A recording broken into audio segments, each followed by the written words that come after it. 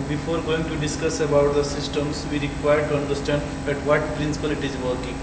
In the every refrigeration unit, they are working in the same concept. For the same, what is our concept? The concept is that first we require the one compressor, others require the refrigeration tank, and the expansion valves. We require the valve to reduce the temperature. This all we are assemble the all parts together. First we require the compressor, which the compressor they compress the refrigerant. After that the refrigerant got the become the on the high pressure. Due to the pressure, like they increase the temperature. When they are passing to the expansion valve, suddenly this expansion valve is getting expand, and due to the difference of the pressure, the temperature is falling down. And in the back side, where the temperature is falling down, in the back side we are putting the one fan and we are receiving the cold air. The same concept we are working here. Here inside, if you look inside the systems, there are two in the top side. This is called the evaporator part. We are going to receive the cold air from the top. Downside, this is called the condensers, and we are using the two gauges to measure the pressure difference. The one pressure is called the evaporator pressure, and the other is called the condenser pressures. Now, if you can see in the pressure gauge, we are going to see the one is the low pressure and other is the high pressure side. As I said, if the refrigerant pass from the compressor, they are applying the high pressure. That's we are going to receive near about the 18 kilonewton per meter square, and in the other side we are receiving near about the 8 kilonewton per meter square. This is the concept, and this control part we can see each point how much temperature they are generating. This is the overall diagram of the system, how they are working in the closed loop. First we started. This is called the accumulators. Yeah, this is called the receiving tank. The receiving tank is connected to the compressors. They are just compressing the refrigerant. Now we are going to receive the high pressure line from here. That means the T1 will be on the high temperature. This is the T1. This is the T1. Next we are going from here, and we are just passing this line. The 10 number is called the unloaders. After that, this is called the reverse valve. Reverse valve means either the liquid they are allowed to pass from high temperature, they are also allowed to coming from the low temperature.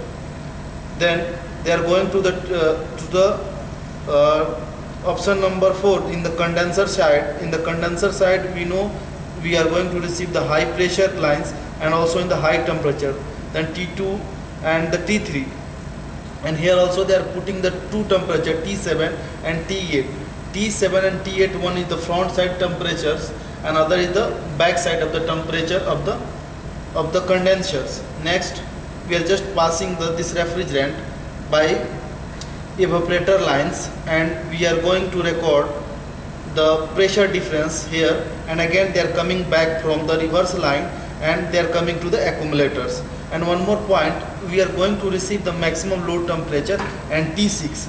Just yesterday I spoke with the manufacturer what is the reason to getting the low temperature here. Then he explained that when the liquid is passing from the accumulators, that's we know the pressure's formula is force divided by area, means pressure have the inverse relation with the area.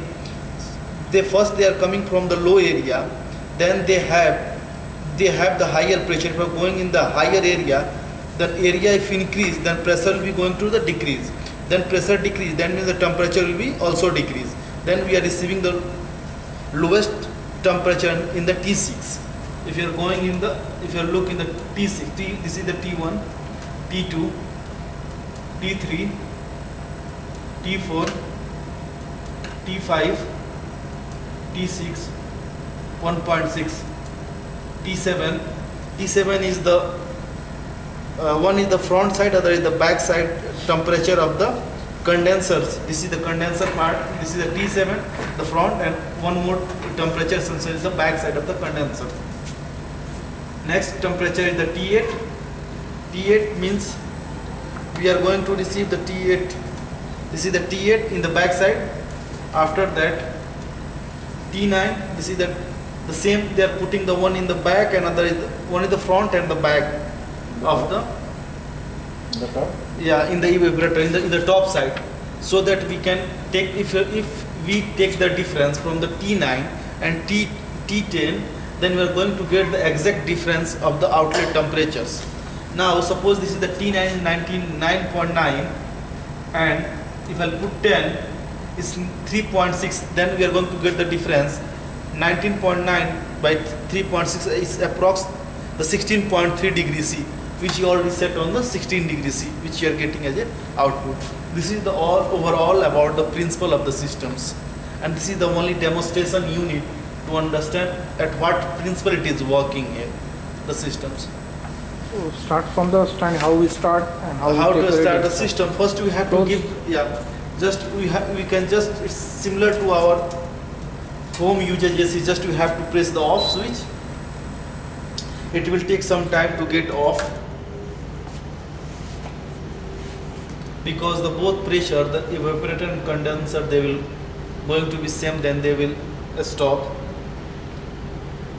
And we can off the power from the back side. There is the power connections. Now the system, we can off the system. The second, how to start the system? First we have to give the power. The second condition, just you have to put Just the when we stop, means the pressure should all same for the both side. yeah. They will In the release first case, in the automatically. normal case, they are going to be the stable conditions. They will make the stable first. Then after pressing our switch, this remote switch, it will be get started. For the starting the system, just you have to press the on off switch. Now it's started. It will take the near about 2 to 3 minutes to get stabilize the situations, like get stabilize the equipments. And either you can increase the temperature or we can decrease the Set, temperature. how much you will set. Yeah, how much you want the cold air